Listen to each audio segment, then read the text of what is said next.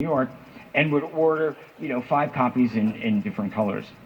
I'm going to wrap up by just briefly touching on these last two in this segment, Bess Truman and Mamie Eisenhower.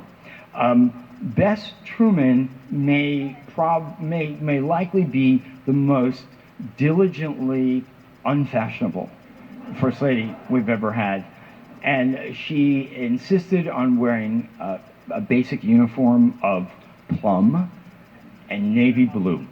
And it was pretty much unvarying. And you see her during her ceremonial role as First Lady. She's never smiling, almost never smiling. And she especially hated movie cameras. But she's always in the dark clothing, and she wore grays and browns. And she did that for a reason. She didn't want press attention. And she knew that if she wore something very plain and similar to what she wore the last time, that reporters would have nothing to say about her. In contrast is Mamie Eisenhower, who, had lived in Europe, had been the wife of a 5-star general, but who thought of herself as a neighbor and really was, in many ways, neighborly. And she, of course, famously helps unwittingly to make pink the most popular color, according to the Color Institute at the time, in textiles and home goods, refrigerators, tiles, spatulas. Everything is being made in Mamie Pink, or First Lady Pink, as it was called. But what she ended up doing, again, also unwittingly, is generating a boom in these, a mini boom in the economies of specialty markets of accessories. So, for example, her inaugural gown had all these brilliants sewn into them, these sparkles. There was a run on those, and suddenly, the wholesale distributors, were reporting record sales of that. When the main fur trappers were really hurting, and they were seeing that people were buying mink and not beaver coats, they came up with the idea of giving Mrs. Eisenhower a beaver coat. And it created a big political controversy, first of all, for her accepting something free. Then the senator from Maine, a Republican, Margaret Chase Smith, was angry that the fur trappers, did not go through her, although when they first approached her, she said she wouldn't approach Mrs. Eisenhower. But anyway, Mrs. Eisenhower accepted it, and sure enough, there was a boom in the Maine fur trappers were reporting record sales themselves. And Mrs. Eisenhower always wore these sort of little straw hats. She was famous for her hats, to the point where those became so popular and the straw was imported from Ecuador, that it is reported by the curator of the Eisenhower Library that it practically pretty much saved the Ecuadorian economy. So this is just an overview of the topic. I've obviously left a lot out. There were a lot of more detailed political controversies. You can read all about it in the book that we've put out to accompany the exhibit. And I'm eager to take any questions any of you may have. Thank you, Carl.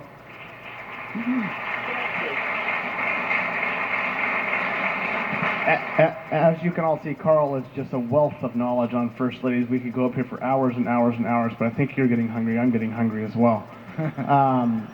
You got a brochure on the way in here. This is just one of 7 in the series.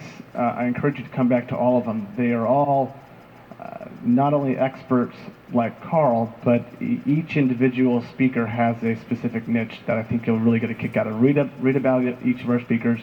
And of course, Carl will be back for our last one to have a focus on Pat Nixon.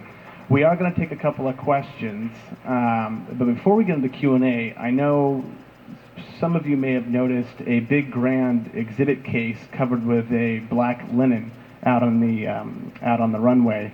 we're going to unveil that with Carl. And is Cheryl in the room? Cheryl Seremy? Well, I'm going to try and spring this on Cheryl. I want her to be part of the unveiling if she can hear me. She'll say no, but we'll force her to do it. But our first question will come from this gentleman in the back. You guys think of some other ones. If you have one, come to me, raise your hand. We will go for a little bit, but we do have to move to lunch here shortly. So our first question.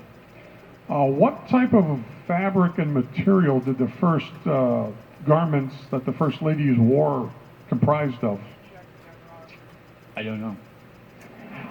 That is an area, I remember silk being mentioned all the time. But you see, that's the part of this subject I don't, cotton linen. But also, actually, when you ask that question now, it also makes me think,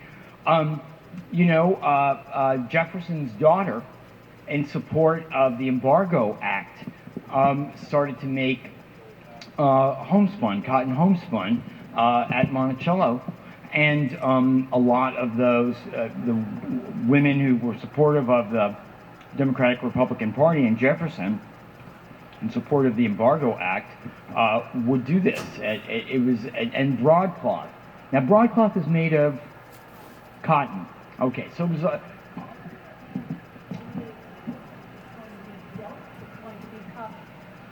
Did I miss something? So we're talking organic material back then. They would grow. You'd have wool, you'd have cotton, you'd have silks, linen, cotton linen.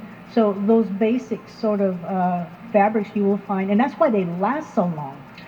And then you jump in between, and the modern ones are metallics, synthetics, rayons, which are crushables, they're easy wear, and those last forever too. So that's the range in fabrics. And there's an interesting, and there's a, like I said, they could only talk about so much, but there's an interesting thing of dealing with Mrs. Hoover during the Depression and the cotton industry, which was really hurting. And at the time, we were beginning to import rayon from Japan. And the big fear was that there was going to be the American manufacturer coming up with a blend between cotton. They were blending cotton with rayon, and Mrs. Hoover was wearing this, and oh my God, it became a practical international incident, and the Japanese ambassador, had to talk to President Hoover about it. So you do see that, and I know with Mrs. Nixon, you see especially a lot of those blends that she would refer to as the non-crushables, which were practical because of all the traveling she did. Our next question will come from the front row here, but I want to acknowledge Olivia Anastasiadis for giving her input. Olivia is the curator here that put an incredible amount of thought, time, and work into that runway just outside here in the hall, and the display in the main galleries. If you haven't gotten in there, make sure you get in there to see them. Those are all Pat Nixon's dresses. But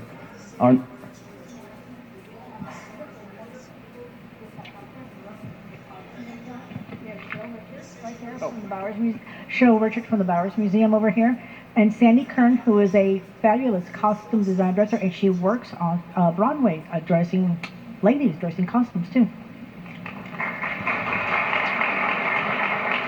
So we'll do two more. The next one will come from the front row here, and then I'm going to ask the last one if that's okay with you. Thanks, Carl, for being here. It's an honor to have you.